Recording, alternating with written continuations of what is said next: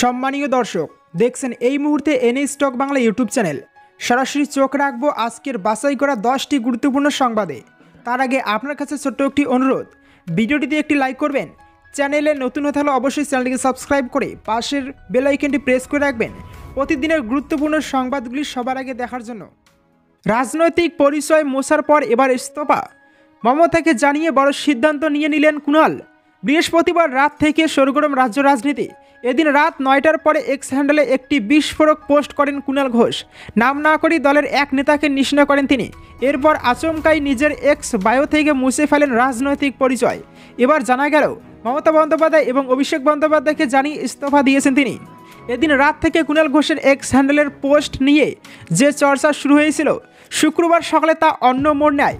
Bio থেকে রাজনীতিকের পরিচয় মুছতেই তার পদ ছাড়ার জল্পনা তীব্র হতে শুরু করে।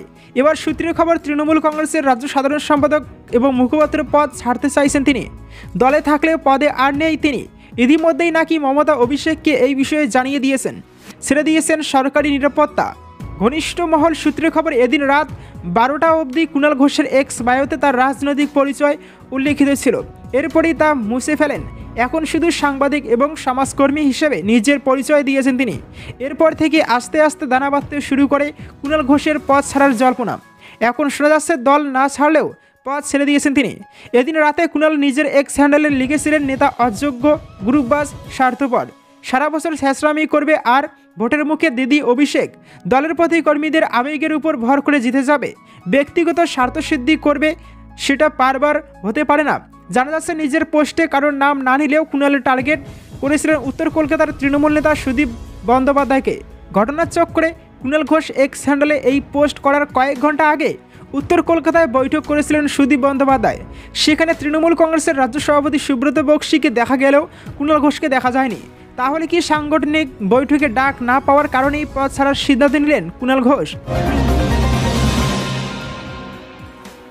বিজেপির চাপেই গ্রেপ্তার শাহজাহান, তৃণমূলকে বিদে আরামবাগে দাবি মোদির।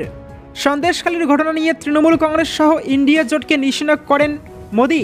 শেখ শাহজাহানের গ্রেপ্তারি বিজেপির চাপেই দাবি তার। সন্দেশখালীর মা বোনেদের সম্ভ্রম রক্ষায় বিজেপি নেতাকর্মীরা যে লড়াই চালিয়েছেন তার প্রশংসা করেছেন মোদি। লোকসভা নির্বাচনের আগে মোদির কথায় উঠে এসেছে রাজা রামমোহন রায়ের কথাও।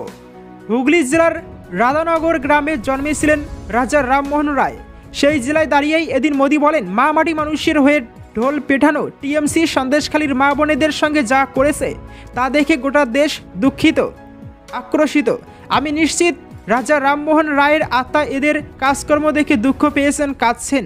মোদি বলেন, তৃণমূল কংগ্রেসের নেতা বোন বেটিদের সঙ্গে দুঃসাহসের সব সীমা পেরিয়ে গেছে। সন্দেশখালীর মহিলারা যখন একজোট হয়ে মমতা বন্দ্যোপাধ্যায়ের সাহায্য চাইলেন, তখন বদলে কি মিলল? মুখ্যমন্ত্রী দিদি বাংলার সরকার টিএমসি নেতাকে বাঁচাতে পুরো শক্তি লাগিয়ে দিলেন। মঞ্চে বসে থাকা বিজেপি নেতাদের দেখিয়ে মোদি বলেন, এরা সকলেই দিনরাত মা বোনেদের সম্মানের জন্য লড়াই চালিয়েছেন, লাঠির মার খেয়েছেন, অনেক সমস্যার মধ্যে পড়তে হয়েছে তাদের। বিজেপির চাপে পড়ে এদিন বাংলার পুলিশ ওই অভিযুক্তকে গ্রেপ্তার করেছে। জনগণের দাবির কাছে নথি স্বীকারে বাধ্য হয়েছে।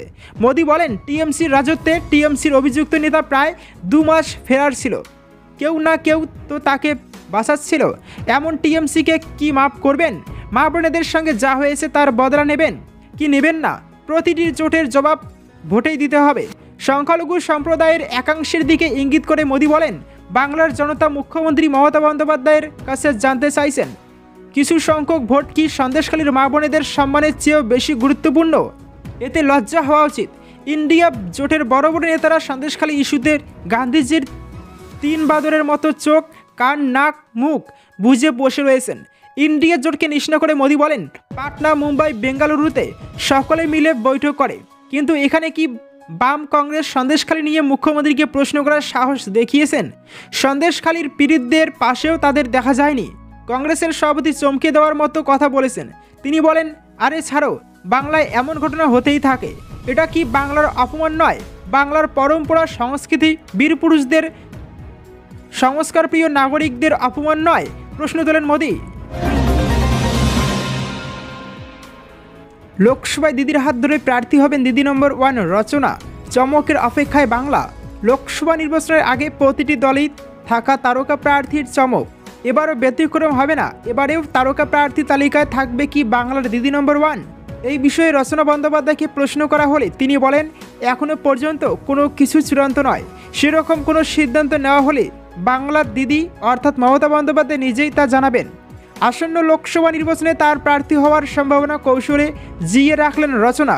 তবে তার প্রার্থী হওয়া নিয়ে শুরু হয়েছে জোর জল্পনা।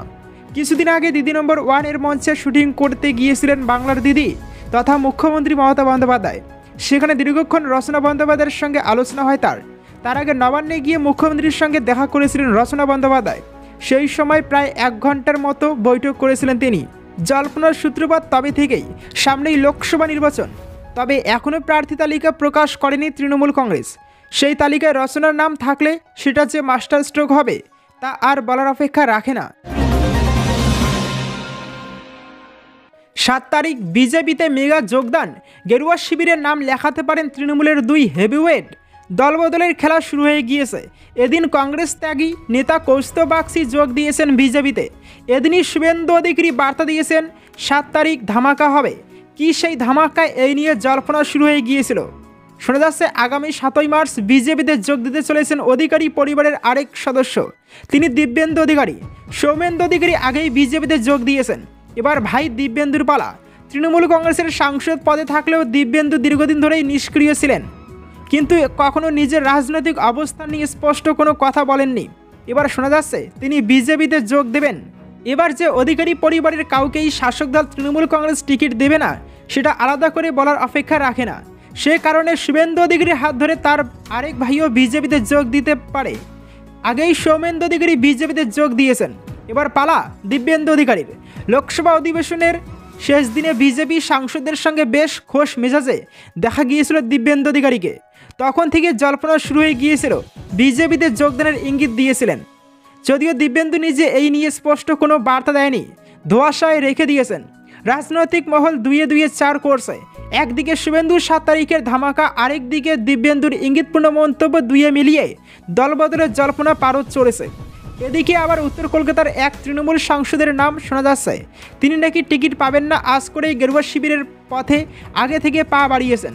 তবে কে সেই সাংসদ তার নাম নিয়ে ধোঁয়াশা রয়েছে। শাসক দলে এখন নবীন প্রবীণের দণ্ড প্রকাশ্যে এসেছে। একাধিক প্রবীণ নেতাকে এবার লোকসভা ভোটের টিকিট না দেওয়ার চিন্তাভাবনা শুরু হয়ে গিয়েছে।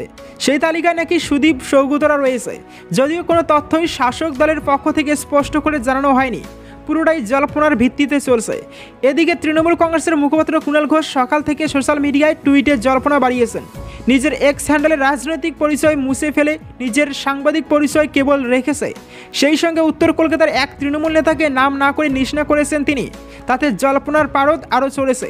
এবার কোন উইকেট পড়তে চলেছে এবারে লোকসভা নির্বাচনের আগে, সেই নিয়ে জোর জল্পনা শুরু হয়েছে রাজনৈতিক মহলে। মোদির সামনেই তৃণমূলের দুর্নীতি নিয়ে সরব শুভেন্দু অধিকারী। আরামবাগের সহমঞ্চ থেকে তৃণমূল সরকারকে জোরালো আক্রমণ করলেন শুভেন্দু অধিকারী। প্রধানমন্ত্রী নরেন্দ্র মোদী তখন মঞ্চে বসে রয়েছেন। বিজেপির তাবড় কেন্দ্রীয় ও রাজ্যের নেতারা মঞ্চে তৃণমূল কংগ্রেসকে হারানোর শপথ নিলেন শুভেন্দু অধিকারী। আরামবাগের মঞ্চেও উঠে এলো সন্দেশখালী প্রসঙ্গ। সাধারণ মানুষ, মহিলাদের উপর তৃণমূল কংগ্রেস অত্যাচার চালিয়েছে, মহিলাদের সম্মান নষ্ট করা হয়েছে। এছাড়াও দুর্নীতির প্রসঙ্গ তুলে ধরেছেন রাজ্যের বিরোধী দলনেতা। রাজ্যের শিক্ষা দপ্তর জেলে রয়েছে, খাদ্যমন্ত্রী জ্যোতিপ্রিয় মল্লিক জেলবন্দি। রাজ্যের মানুষের জন্য প্রধানমন্ত্রী চাল গম পাঠান, সেই নিয়েও দুর্নীতি করেছে এই সরকার। লুট করেছে এই রেশন ব্যবস্থা। বাকিবুর রহমান, শেখ শাহজাহান, জ্যোতিপ্রিয় মল্লিকদের বিরুদ্ধে সরব হলেন শুভেন্দু অধিকারী। রাজ্য সরকার বরাবর দাবি করে কেন্দ্রীয় সরকার প্রকল্পে টাকা দিচ্ছে না, 100 দিনের পাওনা টাকা দেওয়া হচ্ছে না। আরামবাগের মঞ্চ থেকে ফের 100 দিনের কাজের দুর্নীতির কথা তুলে আনলেন শুভেন্দু অধিকারী। 100 দিনের কাজে মোদী সরকার টাকা পাঠাতেন, কিন্তু সেই টাকা লুট করা হয়েছে। কংগ্রেস জমানায় 14,000 কোটি টাকা দেওয়া হয়েছিল। গত 9 বছরে 54,000 কোটি টাকা সরকার দিয়েছে, সেই টাকা লুট হয়েছে রাজ্যে। শৌচালয়ের টাকাও তৃণমূল কংগ্রেস লুট করে নিয়েছে।